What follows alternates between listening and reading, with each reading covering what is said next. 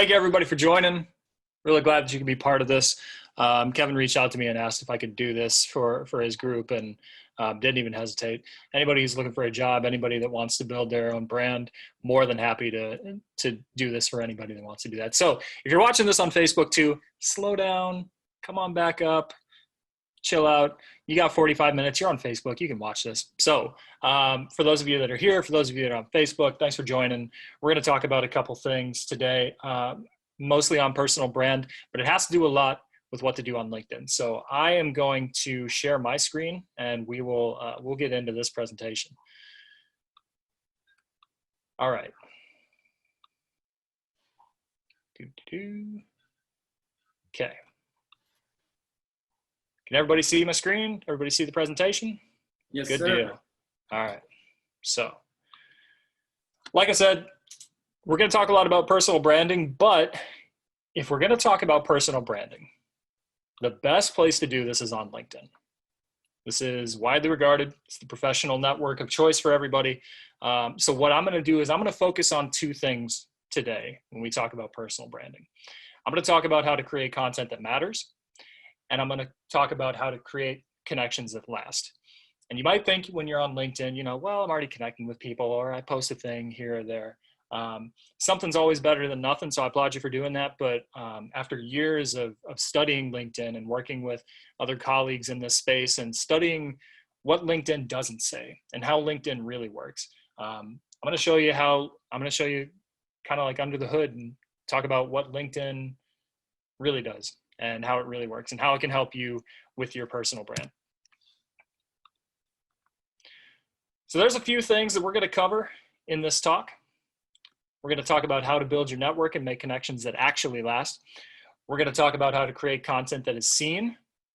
And we're going to talk about how LinkedIn favors certain type of content and how all of this will help you get hired easier. So let's get into it. Now, there's a reason we focus on LinkedIn for building a network and creating content. It's a go-to place to share thoughts and stay connected in the professional space. And if you don't believe me, try sending a friend request to a random person on Facebook. It's really, really strange, and most likely you'll get blocked. Now, LinkedIn, on the other hand, they harbor and embrace this type of relationship. You know, they've done the opposite of Facebook, where the algorithm since about 2018 has prioritized your own connections instead of businesses and superstars. So if you think about LinkedIn before 2018, you would go on there, you'd see some stuff from Richard Branson or Tony Robbins or a couple of different businesses, and you wouldn't see anything from your actual connections. That's changed in 2018. LinkedIn has really made it focused on content from your connections, which is excellent news for you as you start to build out your network. And in this presentation, we're going to focus on how to connect and how to create content. Those are the two biggest things that you can do. And it's one of those things where as you start to connect and as you start to create content, the connections will come to you, and then the content will be easier. And it's something that sort of feeds into each other. It's a nice cycle. But first, before we do that, we need to spend a minute on something that precedes both of these topics. And that is becoming a LinkedIn All-Star. And yes, I know this is the joke section of my presentation. Sometimes you got to do one for you. Sometimes you get to do one for other people. This is a joke for me. I know when I presented this to the interns last over at Whole Foods, it was silence. Nobody knew who Smash Mouth was, and I've never felt so disconnected from the youth in my entire life. So a lot funnier in my head probably, but regardless, an all-star status on LinkedIn isn't an arbitrary term. It is a status given by LinkedIn once you hit criteria signaling your profile is fully built out to LinkedIn standards. Now, there's a ton of articles on how to become an all-star. You can Google this. It's pretty easy. LinkedIn puts out their own articles around this, which I would suggest looking at. But the above are the main areas LinkedIn looks at for designation. So have you filled out your education? Have you filled out your location? Have you filled out your skills, your experience? Do you have a profile picture, your summary? How many connections do you have? Remember, LinkedIn is a business, and they want to make money. So they make money through jobs. Job seekers buying premium accounts to make job hunting easier, and recruiters and marketers buying pro licenses or ad units to promote jobs. So for that ecosystem to work, they need LinkedIn users to have easily searchable profiles so recruiters can find and hire easier. So having an all-star status essentially means that your profile is easily searchable for recruiters and that you're invested in the platform through connections and content. Now, the reason this is important is because it's like building a mansion on sand. Now, you can have this big, beautiful house built out, but if you build it on sand, your house is going to crumble because the foundation just isn't there. The same is true for LinkedIn. You can spend all this time creating great content and trying to make connections, but if you're not an all-star profile on LinkedIn, they'll end up suppressing your content in favor of those who are all-stars. Now with that, your reward for hitting that status is a healthy profile that is seen. Now, if you're trying to get hired, it means that your content, when you go out to publish it, will be seen by more people, and your profile will be found easier by recruiters. Now, this doesn't fall into the all-star status per se. And again, with all-star, you can go through and you can Google all this because I want to make time for talking about how to make connections and how to create content. So this doesn't fall into the all-star status per se, but this is more of a best practice. Everything you see on this slide happens to be a job title of someone on LinkedIn. And yes, they are all real. And by the way, if you hear something in the background, that is my 5-month-old. She's getting close to bedtime. She likes to screech a lot. So I usually do the bath time things, and I'm doing this right now. So she's going to be a little bit loud. So if you hear some squawking in the background, it's not me, it's my baby. But yes, all of these job titles, they're all real. I think my favorite is probably Christian Conservative Cowgirl Crusader Global Goodwill Ambassador. That's probably my favorite. Or who I am is not what I do, but what I do helps global companies discover something. If you're searching for a job, please don't put this nonsense on your profile. If you think about connecting with people, that's a snap decision for the person hitting accept or deny. If they see this as your job in the invitation section, they're not going to know who you really are. And they're not going to dig into your profile to see what you do. They don't owe you that. You're asking them to connect. So if they don't know you and you're putting this stuff, they're not going to click into your profile to see what you do.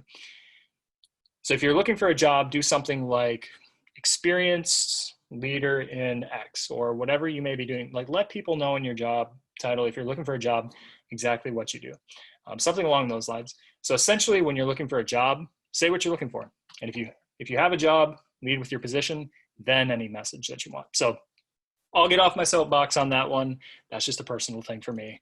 And now we're going to get into the two main areas of this presentation. So making connections and building content. So making connections is what we're going to start with first. This is the good stuff, and it's what this entire talk really, it's the foundation of it. So it's time to talk about making connections. Treat this like your retirement account. The earlier you do this, the more compounding effects it'll have through your career. And you know what? You can do this early, you can do this later on. As long as you just start doing this exact way of making connections, it's going to be beneficial to you. Because you're going to have these connections throughout your career. So by making these connections, you'll build up a massive network of people ready to help you get your next job or give trade industry advice. You'll be able to expand your content's reach just by having more people connected with, and you're going to get hired far easier through recruiters and referrals. Now, think about this. 70 to 80% of hires worldwide come from a referral. It's a huge stat. Remember, the referrals don't have to be someone championing you to the hiring manager. They just have to be the person that can name drop you and get you to the top of the pile, or at the very least noticed. Simply applying to a job and putting your resume on a stack of others is a terrible type of gamble. It's the worst type, and I should know. I used to do this all the time starting out, and it was so hard to just be noticed by any recruiter. You want to be more in control of your future, and having a referral is one way to do that. But to do that, you need to have a wide net of referrals to call upon once you're looking for a job. And that's why I'm sharing with you the 6 steps for connecting with people on LinkedIn. So think of these steps that I'm about to go through as a ladder. You need to go one at a time, and you can't reach the next rung without climbing the previous rungs. And for the people who say that you're tall, that doesn't work in my metaphor, okay? One rung after another, one step after another. Now, this system is basic, and it provides the framework for you to be creative in your responses. However, you have to do every step, because skipping one is going to undo the previous steps, or it's going to make the following steps almost undoable. Every step feeds into the next, so follow through and don't cut corners. Now, your first step is the absolute easiest. Make connections with people you already know. As you're trying to build up your network, the easiest way is the lowest friction path. Friends, family, past or present coworkers, anything like that. These are almost automatic connections since you have that previous relationship. Send out invites to connect and you'll build up a solid base to work from. And one of the things that I like to say on these calls too is that everybody in this room should take a look at the names on this call. And if you're on Facebook, take a look at who's on here as well. Connect with that person. You have a shared interest right now. You're all listening to this talk. So if you send out that connection, it's a shared interest, right? So this is an easy barrier. I guarantee if you send it out, send one to me, I will 100% connect with you, okay? Very easy stuff. So number one, first step, connect with people you know. It's the easiest way to build up your network. Step number two, this is where the actual process starts in earnest, connecting with people you don't know yet. You'll want to find people in your niche or at companies you admire with a type of job that you want. So head to the search bar on LinkedIn for this step and type in your industry or a company you admire, whatever that may be. From there, you can choose two options. You can see them on my screen as well. People or content. So that's the B and the C on the screen. In people, you'll see profiles optimized towards the keyword that you typed in. So it's a little bit tougher to make a connection this way because it requires more research. Generally, if you're doing this and you're clicking on people, you already have someone in mind that you want to connect with. So what I suggest is the second option, content. Viewing this will show you people who are publishing content in your space, and that is great for two reasons. First, shows people who are already active on LinkedIn. Now, I know this is kind of a duh moment, but it's very tough to connect with someone who doesn't ever sign in, right? Second, people who are active on LinkedIn are much more likely to accept an invite to connect. So once you find the people that you want to connect with, one of the things that I like to do is I make a list in Excel to keep track of my progress. If I've reached out to them, who I want to reach out to, because I don't want to send out 30, 40, 50, 60 invites at once because LinkedIn will see that as spamming. So after you've searched out your connections, next, you want to engage with the person you want to connect with. So here's an interesting thing. The big mistake people make is they find someone they want to connect to, so they maybe research, maybe they don't, they just go into the LinkedIn feed, whatever it may be. And then they send a connection request straight up. Here's the problem. That person doesn't know you. They don't owe you anything. It's a big gamble to send out a blind connect like that because you only get one shot. And that's why engaging through commenting is a great way to stand out. That's what I mean by engaging. So for this step, what you're going to do is you're going to find the person you want to connect with. You're going to find their last status or comment. That's very easy to do. You go to their profile and you go to activity and you can see if they've posted anything or commented on anything or whatever it may be. So find their last status or comment and comment on that. Leave a meaningful comment as well. So like more than a sentence. The reason you do this is twofold. First, you stand out by leaving a comment. You want to create an association in your potential connect's mind, and leaving an insightful comment does far more than liking a status or saying, thanks for sharing. Second, gives you an in when it comes time to send the connection request. Now you can see in the above, I left a comment and got a response. Now that post was heavily engaged, and leaving a like or a small comment probably would not have stood out, but by going barely above and beyond, I stand out. So you can see here, this is a post that had 258 likes, 65 comments. All I did was say, hey, nice job. I used the person's name, said appreciation, something a little bit personal. So really just honestly 2 sentences, and the person got back to me. So do this for your engagement too. Make sure that you're going just a little bit above and beyond, right? So 2 sentences, add a little something, you'll stand out. So you've searched out who you want to connect with. You've engaged.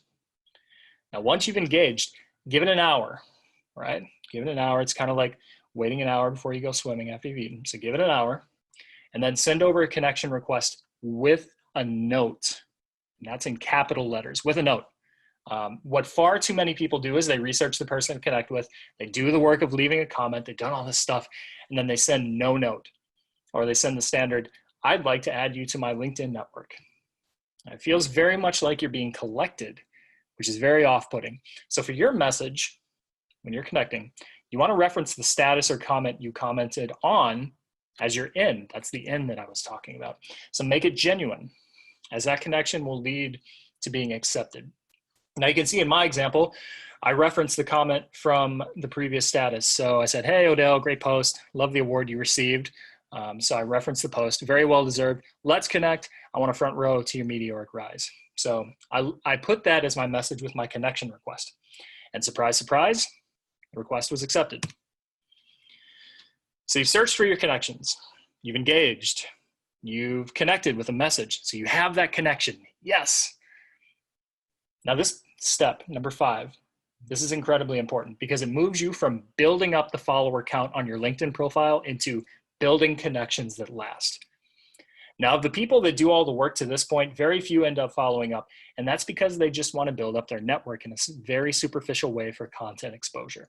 Now, those rarely pan out to anything meaningful, right? What are we doing on this call? We're talking about how to build meaningful connections that last. So, within 24 hours of your connection being accepted, message your new connect and start a conversation. Do not skip this step. Turn on notifications on your phone. Make sure you follow up within a day. Because once someone has read your comment, they've read your connection request, and they've accepted, now will be the time that they are most likely to respond back. Now, in my example, I get a response from Odell, and I message back with a Seth Godin book. You know, he says brand marketing is something I enjoy. Anything by Seth Godin is a must. So I mentioned a book that he wrote, Purple Cow, all the way, and then he responds back. And I can tell you now, just with doing this method, we've formed a real connection. And this thread, many, many messages long. Odell's a good dude. So this is important. The one thing you don't want to do is make your first message an ask. So most people, they play the short-term game, and they've done all this work because they have a goal in mind, and they immediately ask to have their resume read or passed along, or to be referred to a job, whatever it may be. That is the biggest way to turn a new connect off. Instead, what you need to actually do is form a connection with the person before you ask them for anything, which brings me to my last step. Be human. You need to actually follow up with the person and start a conversation, right? This is a connection. We're trying to make it last. Nothing feels more fake than doing all this work on the front end and then ghosting the person once they've decided to connect with you, AKA a total stranger. So keep the conversation going. Now, you don't have to follow the 24-hour rule anymore. You can make it every couple of days or a week or bi-week, whatever it may be. Just the normal flow of conversation. Talk to them. Comment on their statuses, engage in other ways to make a meaningful relationship that lasts. Now, I wouldn't ask you to do anything I wouldn't do. It's a general rule of mine in life and on my team. So I put this into practice myself in a larger experiment. Now, I reached out to 52 people around a common thread, employer branding professionals who were mentioned in an article. Now, I did this exact same formula, and 92% of people connected with me. 92% total strangers, have never met them before. They are employer brand leaders at huge companies. 92% of them connected with me. That's an incredibly high number and important to know for two things. First, you'll never reach 100%. Many people aren't active on LinkedIn, or they just don't want to connect for reasons unknown. It just happens. Second, your number will generally be less than this. 92% is abnormal. Factors in my favor, I'm a senior person in a big company and was mentioned in context with these other people. I get it. That helps. There were a lot of factors going my way, and the general acceptance rate is going to be a little lower than this. However, following this process will work out in your favor far more often than not, and much more often than if you went about connecting in any other way. So if you're trying to connect with recruiters, if you're trying to connect with hiring managers, whoever you're trying to connect with, if you follow this method, not only will you most likely connect with that person, but you will make a connection that is meaningful, that lasts, and that when you are going to look for a job or you are looking to move, you'll be able to call on that network and they'll be ready to help you out. So that's the first half of the presentation. Now we're going to talk about the second half of the equation, creating content. This is right up my wheelhouse. Once you've built up your network, it's time to put out content that helps you maintain a healthy profile for years to come. Now, there are 3 main advantages to creating content instead of just fishing for connections or collecting people. First, you're going to be able to attract employers to you. Being active on LinkedIn is incredibly valuable to a recruiter because they're going to be able to get more of a feel for who you are. Plus, LinkedIn will signal you as a more healthy profile, which will elevate you in job searches. Second, you're supporting your business community. So if everyone was a lurker or someone who doesn't post or comment, then we'd have no learnings or point of views in business. By contributing your experience, no matter where you are in your process, you are helping others see a new viewpoint. And finally, as you start to create more content, you'll see people reaching out to you to connect, which makes building your network that much easier. So let's dig into the strategy. But first, legal disclaimers. Read through this. Obviously, if you don't have a job, the second bullet point doesn't necessarily apply, but it's helpful to know if you're like once you get a job. But basically, this all boils down to be a decent person online. Don't post anything derogatory, hateful, bullying, harassing, slanderous, threatening, discriminating, or pornographic, though very, very bold move if you did that on LinkedIn. That would be, you'd have some cojones if you were doing that. The second part, if you have a job, don't mention anything that could put your employer in a really weird space. So legal disclaimer aside, all of that aside, just be a decent person online, and you'll be fine. Now, when it comes to content, most people think you have 2 options. You either make your own post or you write this big, long article. Now, the reality is there are 2 other ways that count as content, but take far less time: commenting, and yes, that does count as content, and sharing an article. Now, I've broken them down into effort levels by tactic. You can see that on the screen, which can help you determine how to spend your time. So commenting, obviously, not a lot really needed for it, both in time and maybe creativity needed, though there are some comments that end up getting more likes and engagement than the actual original post, which is always really funny for me to see. Someone just steals a post. There's also sharing an article. I'll talk more about that. That takes a little more creativity and a little more time, but not much. There's the original post, which if you think about that normally, that's where you log on to LinkedIn, you see the status area, and you write a big long thing. Takes a little more creativity and a little more time. And then obviously there's an article anywhere between 400 words to 2,000. I've seen someone write a 2,000 word post on LinkedIn, which is wild. So obviously a lot of creativity needed for that, a lot of time needed for that as well. But if you see all that, one thing I want to point out, did you know that only 0.5% of 610 million LinkedIn users post content weekly? And remember, what I said constitutes as content: commenting, sharing a post, your own post, articles, all of that stuff. 0.5% of 610 million LinkedIn users post content weekly. Just once. That's 52 times a year. If you post one thing on LinkedIn once a week, you're already in the 0.5% of 610 million LinkedIn users. Let that sink in, because I know many of you might think creating content takes a long time. And look how few people actually do something on a weekly basis. I guarantee you have enough time in the week to comment on someone's status in a meaningful way. It's all about consistency. And I bet you, since you're taking time to be on this call or watch on Facebook, I bet you can do something 52 times in a year. And if you think your post has to have 150 likes and dozens of comments to matter, it doesn't. So take a look at this slide. Within the first 2 weeks of doing this exact playbook, the exact thing I'm going to show you how to do, I had both of my posts trending in some really hard to trend areas: marketing and networking. And Donica, who's a member on my team, had a post trending as well in culture. Again, another big thing. And look at those, not gaudy likes, not huge comment numbers either. Those aren't really that big. And if you think that we have just so many connections, we definitely don't.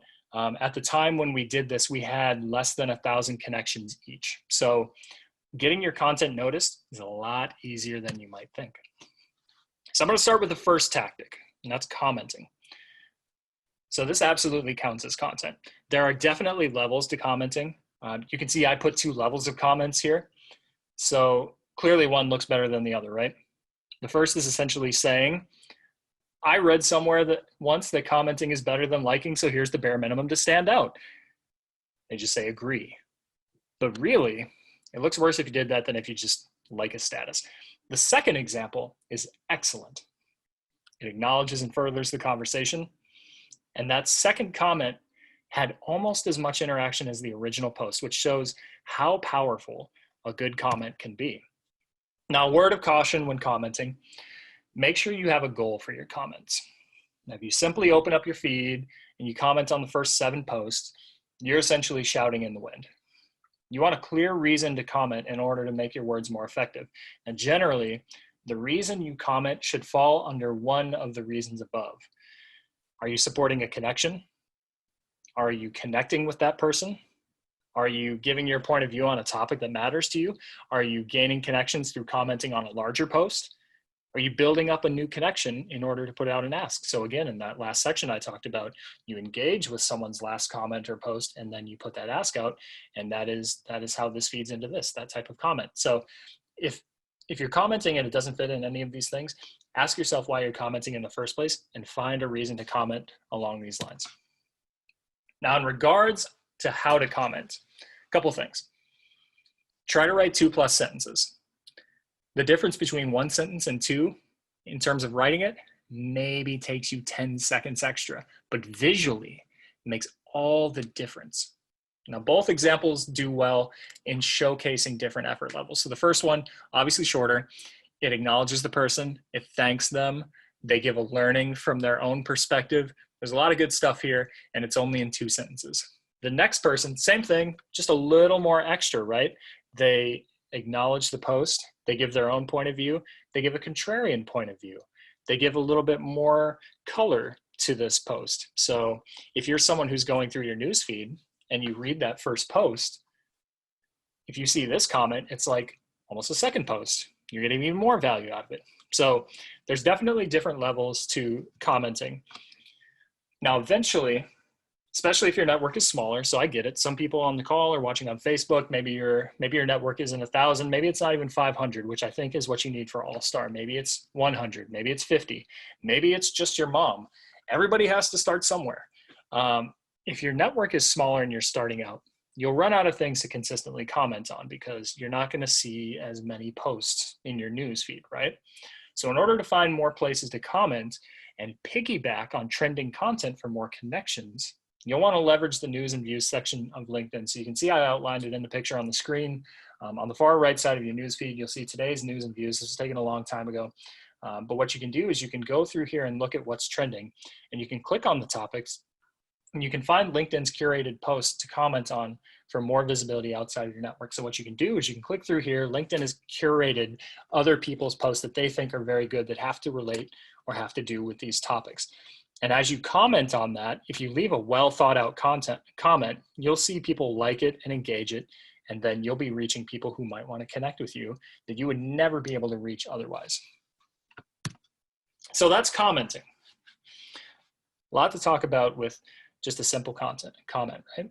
So second thing I want to do is talk about shared content. We're not going to spend a lot of time here because you're going to think of shared content as commenting, but owning it on your timeline. So when you share content, it lives on your feed. So think of if you read something very interesting on a different site, or you saw something on LinkedIn somebody else wrote and you wanted to share that.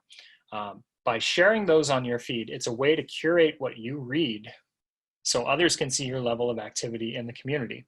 Unlike a post or article, however, you don't have to write as much to get basically to use somebody else's work as a springboard for your voice.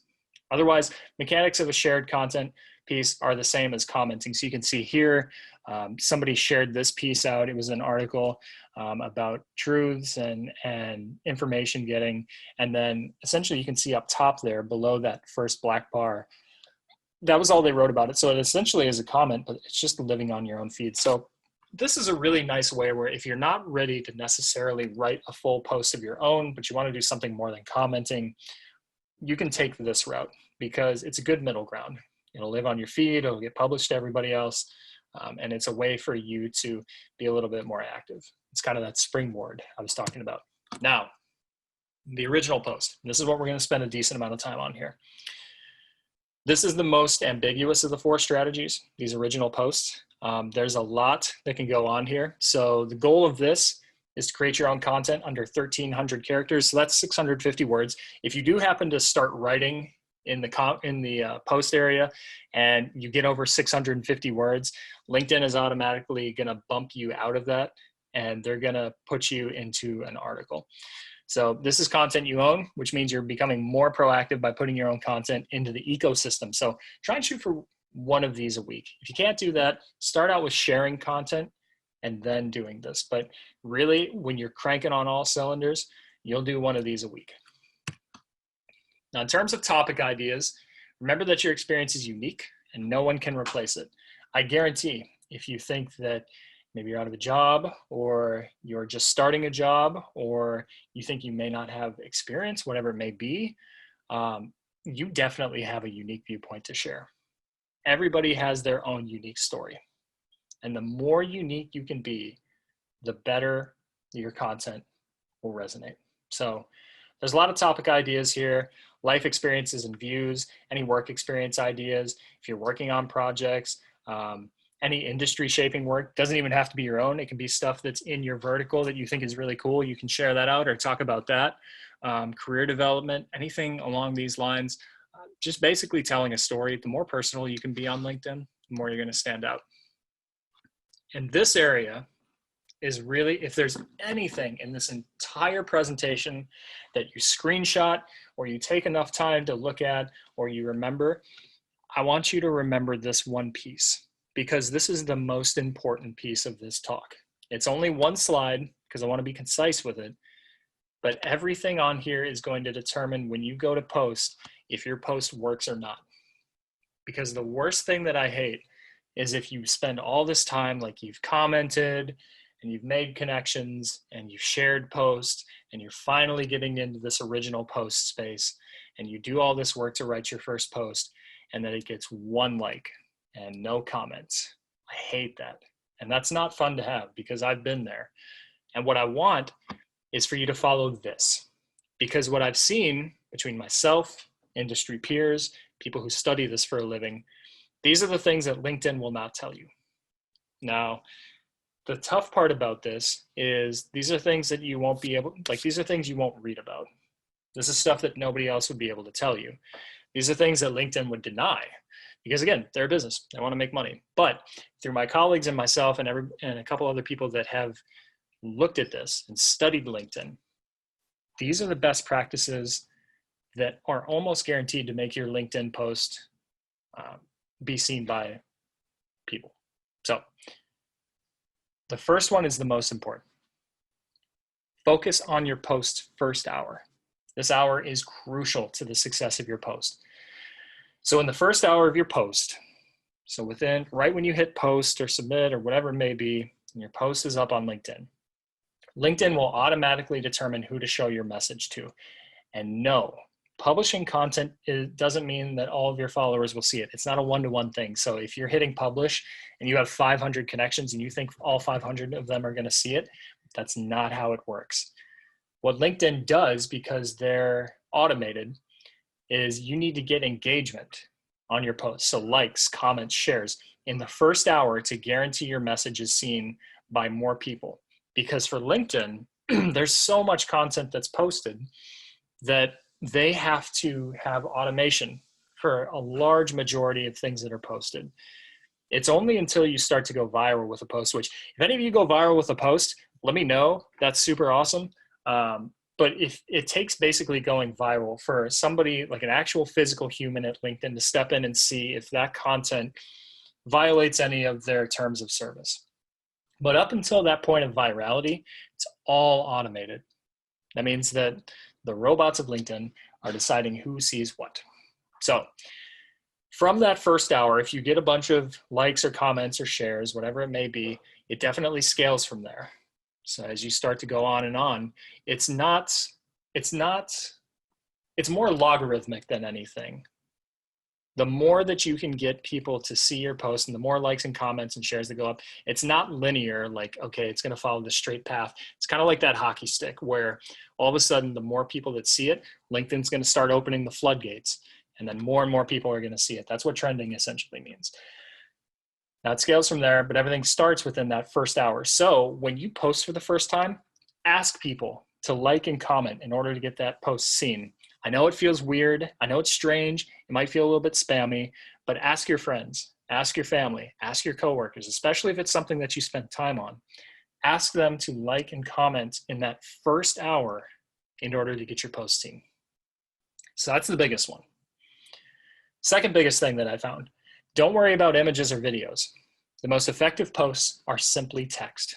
So I think a lot of people see on LinkedIn, or they see maybe on Facebook, or wherever you get your media consumption, is that videos reign supreme or really cool images stand out. But what we've seen is the most effective posts from an engagement standpoint, from a click-through standpoint, most effective posts are just text. Just a paragraph or two, and that's it. So don't worry about finding the perfect image to go with your post. Don't worry about recording one of those videos where you're walking down the sidewalk and you're just giving your candid thoughts. Don't worry about that stuff. The most effective posts are simply text. Third thing, this one's a little weird. You don't have to do it if you don't want to, but it is shown to help. Use 1 to 2 emojis. So even if that's not your style, including 1 or 2 of them helps your post stand out and be more relatable. I don't know why this is. This is one that I can't really explain, but we've just seen when we've tested between posts that do have emojis versus don't have emojis, 1 to 2 tends to stand out and get more engagement. I have no idea why. And I don't think I really want to research too much into why people love emojis. I think that's a really weird thing. But 1 to 2, totally fine. If you don't want to use 1, it's okay. It's something that does help, but don't be the person that posts like 10 or 12 of these emojis. That just looks really weird. Fourth thing, include your link in the comments. So this one's more important just from how LinkedIn's algorithm works. So if you're sharing something from a different site, or you see something somewhere else that you want to put on LinkedIn that didn't originally live on LinkedIn, try to include that link in the comments. And this is another one of those things where LinkedIn's not going to tell you about this, but pretty much every growth marketer knows this. Remember, LinkedIn is a business. In order to be a business, they need to keep you on their site. Now, the more that you go off their site, the less likely you are to come back. Makes sense. So what ends up happening is if you share something in your post that links to a different site, LinkedIn's algorithms are going to see that, and they're going to penalize you a little bit. Not a lot, but a little bit, because they want to keep people on their site. They want you to write your posts on their site. They want you to write your own articles on their site. They want you to share other people's articles from LinkedIn on your profile. So in order to not get penalized, what you need to do is you need to take a link and then say, as you're writing your post, like, I read this really interesting thing, yada, yada, yada, whatever it may be.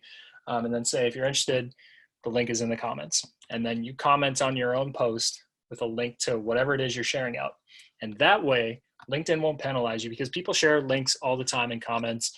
They're not going to penalize you for that. So that's a really good way to get around that small thing that LinkedIn doesn't necessarily talk about. Fifth tip, and this is a little more general, but be personal. So one of the things that I've seen is people have created content over the years. How many of you have seen, for example, how many of you have seen this type of an article? I really love the place that I work. I'm so happy to work at a place that values what I value, and yada, yada, yada. It's the same thing. That could literally be any business. Unless you work at a terrible place, then probably not your business. But for those kind of things, they're not personal. They're really vague. They could be anything.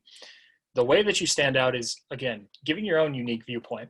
Because the cool part about you and the stories that you have, that I guarantee you have inside of you, nobody can replicate that. You cannot copy your experience, because your experience is your own. So that means sharing the good stuff. That means sharing the hard stuff. That means being transparent. The more transparent you can be, the more relatable you can be. And the more relatable and personal you can be, the more that your post will stand out, and the more that you can build your brand. The next tip Tag others in your post. So this is a really fun one. If you're ever mentioning somebody in your post, or you think somebody could benefit from seeing whatever you're posting, tag them in your post. So as you're writing it, do the @ sign, whatever their name is. You do have to be connected with them, I believe, but do that for 2 reasons. One, because it'll alert that person that you're tagging that you wrote something and included them in that.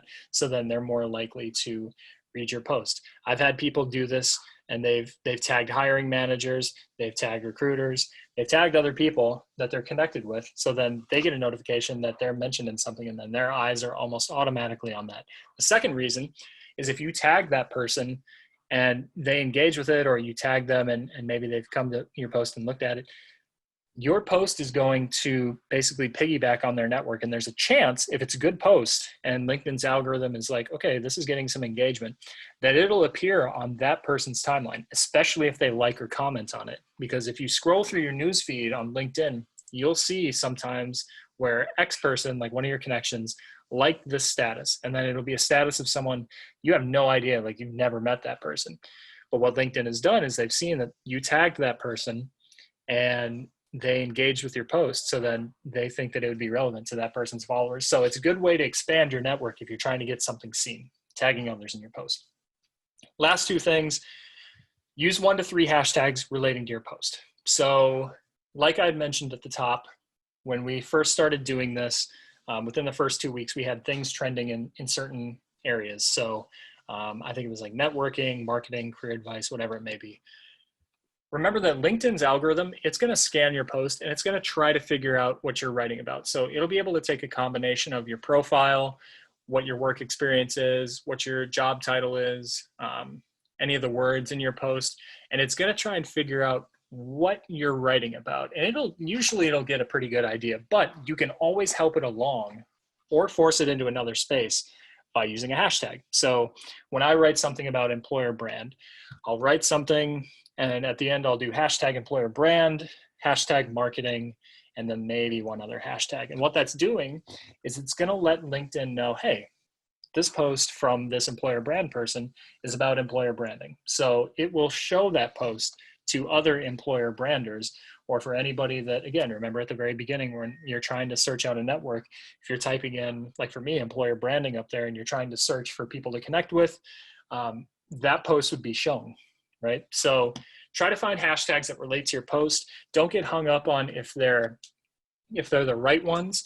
Usually when you start typing in your hashtag and whatever the word might be that you want people to see, there'll be a drop down within LinkedIn. And what it'll do is it'll start, as you're typing, it'll have a type ahead effect where you can choose from a bunch of different hashtags. So as you're starting out, just figure out which ones work best for you, and try to include those in your post. And the last thing I'll say is ask a question to prompt engagement. So at the end of your post, when you're writing it, if it's about, like, again, let's use employer brand. I might say something like, I'll write about a new employer brand tactic. And then I might at the end of it say, do you agree with this tactic? Or what's your favorite type of tactic? Or would you ever do this? Something like that. Because what it's going to do by asking a question at the end is it's going to make it open-ended and more of a conversation. So by making it a conversation, you're going to get more people to comment. And again, the whole goal is to get people to engage with your post and comment, because the more they do that, the more that they'll either connect with you if they're not a connection, or the more it'll amplify your post to others who haven't necessarily connected with you before. So these are the best practices for writing a post on LinkedIn. Please keep these in mind as you write, because they are more likely to help you than anything else you could possibly read about or do when it comes to this arena. Now, the last thing I want to talk about, and again, this is going to be really quick, just like a shared article, is the original article. So with the original article, treat it like the original post. Everything I just talked about, everything still applies. The main advantage to an article, because again, this is going to be over 650 words, requires a little bit of time. Treat it like a longer original post with the topic ideas, the best practices. The main advantage to an article is that it lives on your profile in a more accessible way than your statuses. And it's going to give you a chance to flex your long form writing. So if you have a lot to say about a certain topic, this is a really good way to put this out there. And You can always save this on your profile. You can do a lot with it. It just stays for a long time. It's, again, when you're thinking of this versus an original post, all it comes down to is word count. So this is essentially the same as what I just talked about, just a little longer. And that's it for me. So I know that we have time for a breakout activity, and I know that there are questions at some point that we can do. But Kevin and Todd, do you guys do questions before the breakout, or do you want me to give the prompt, or how do you want me to do that? Well, if there's anybody that has questions, yeah, let's let them ask you, and then if we kind of run out of those, we'll do the prompt and move on. Okay. Questions, guys?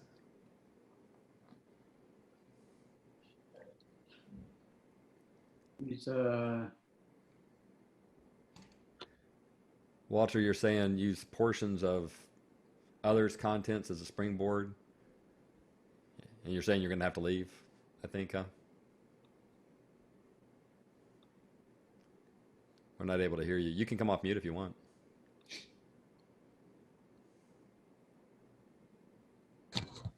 Yes, I gotta leave. I have a friend who's in dire straits right now, and I gotta get down and help her with a automobile problem. So bye-bye. All right. Take care, buddy. Okay. Bye-bye. See you, Walter. Yeah, yeah. bye. Walter was saying something to the effect of, using portions of other people's content as a springboard in yours, I guess. Yeah, to an extent. And I think that that's more the sort of share mentality, right? Where you can either you can take somebody's post and you can share it and then give your thoughts on it. Or again, you can just leave a really well thought out comment on that person's post. And again, that's a springboard for others to see you who might not have known who you were before you left that comment. Yeah. Other questions, Scott or David or George, Ray? Any of y'all can come off mute and ask a question if you want.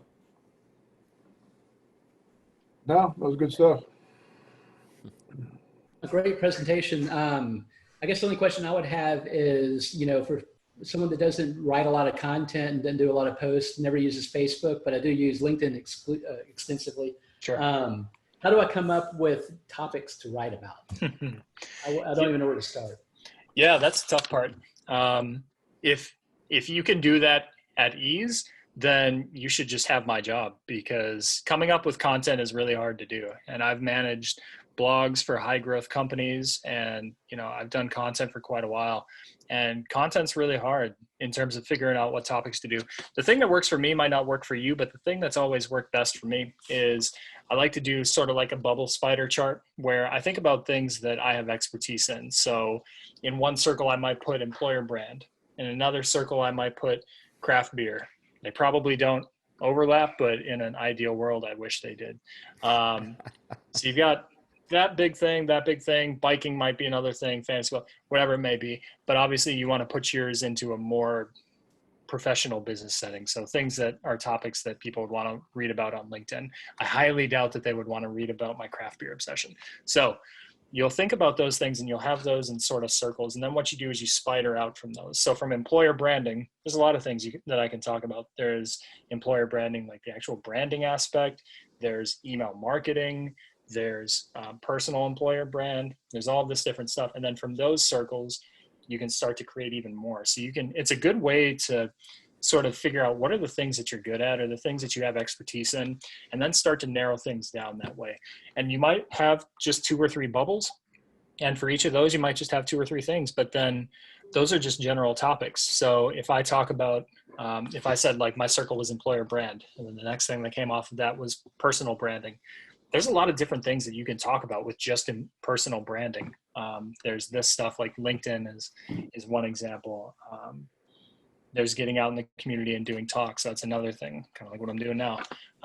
There's a lot of things you can do. And I've always found that's a really easy way for me to keep all my thoughts in one place and stay aligned. Because that's something that you can just, there's programs out there that can help you. You can just use the old fancy pen and paper.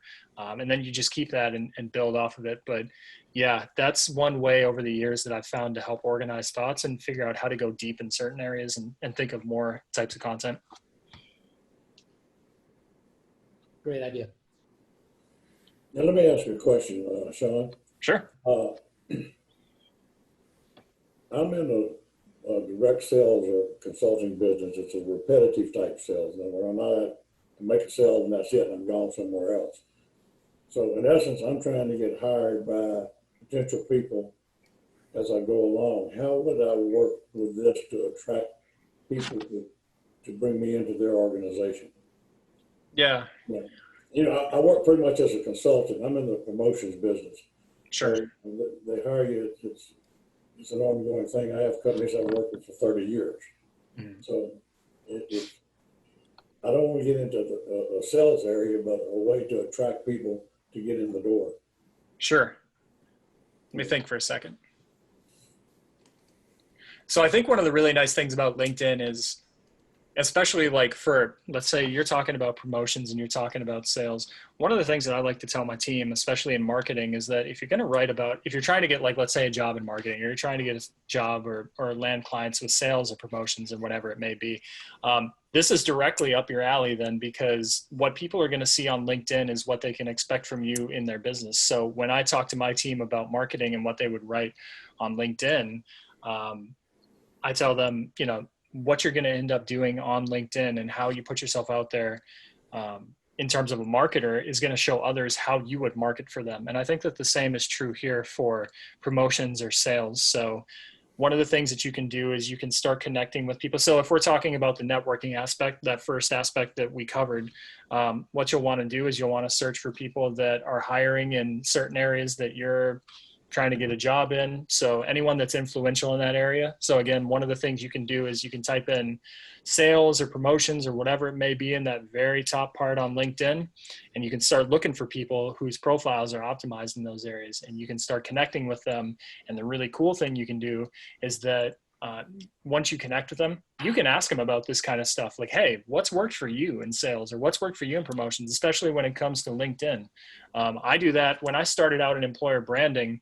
That wasn't a field that I had originally worked in. It was something where it was more like growth marketing and content marketing, whatever it may be. So I had to learn a lot about employer branding, which is nice because it's marketing. So it's the same bag of tools, but it's just like a different thing. So what I did was I connected with people on LinkedIn that had to do with employer branding. So for you, you would connect with people in promotions and sales and whatever type of job you're trying to get into.